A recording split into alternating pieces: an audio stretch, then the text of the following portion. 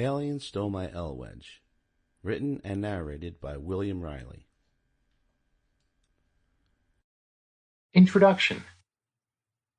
My name's Will Reilly, and I worked at the same golf course for almost 37 years.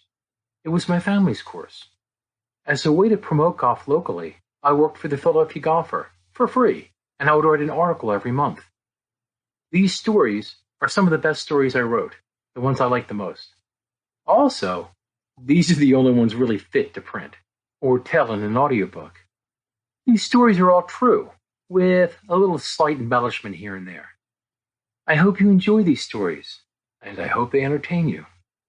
I was very lucky, even blessed, to be part of the story. We all have great golf stories. Write yours down so you can share them with the people you love. And always remember, golf is the game of a lifetime.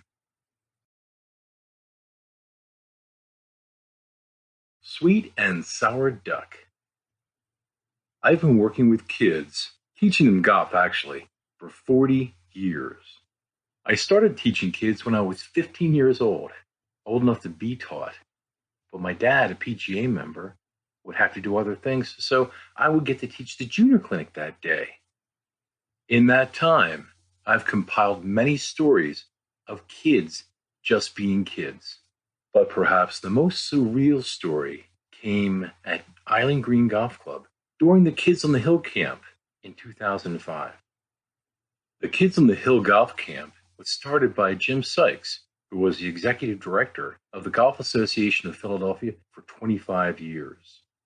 The program was highly successful at reaching out to kids at risk from Philadelphia and Abington Police Athletic League, and teaching them, along with golf, life skills taught in the First Tee curriculum. Jim raised the money to run the program and then asked me to come along and help him with the day-to-day. I was very honored that I was being asked by Jim Sykes, who was a local legend in the Philadelphia area. After the program was done every year, we would get select kids and take them to country clubs and driving ranges so they could find jobs. The program lasted 8 weeks in the middle of the summer, and every year, on the last day of the program, we would take the kids out on the golf course for our season-ending competition. The format for the event was always a scramble, but if a counselor was not careful, their students would turn this into a free-for-all, because the kids have been looking forward to this event all year, and they were loaded for bear. I had the advantage of making up the groups, so I treated myself to the fun kid group. As a practical joke, I gave my friend and co-director, Kevin Guerin, the terrible, tough, and toxic group. I dubbed them T3 because they were all from the same neighborhood, and 3 of the kids were mean. 2 of the kids were bullies, and 1 kid had a reluctance to bathe. And I mean, this kid really reeked. He had no trouble with bees or mosquitoes, but fleas and flies sometimes were an issue. Now, I believe in the old adage, there's no such thing as a bad kid. But the kids I put in Kevin's group were pushing the limits of that axiom. To his credit, Kevin just laughed and went on with what he was doing. But then it hit him. He took another look at his scorecard, peered over at me, staring in disbelief. And then all of a sudden, he just laughed, but it was a stressful, nervous laugh. It's the kind of laugh you utter when you're trying to flop a ball over a bunker, and instead, you scull it into the lip of the bunker, and it plugs. Kevin turned to me and smiled and said, "Is that how it's going to be?"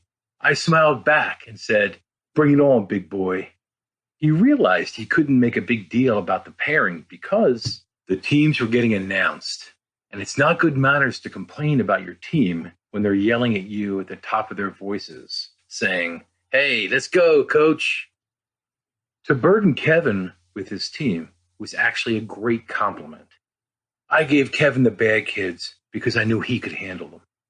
He was very patient, and he loved the kids. Now he has 7 of his own. Also, KG, as we called him, had street cred with the kids. Sample complete. Ready to continue?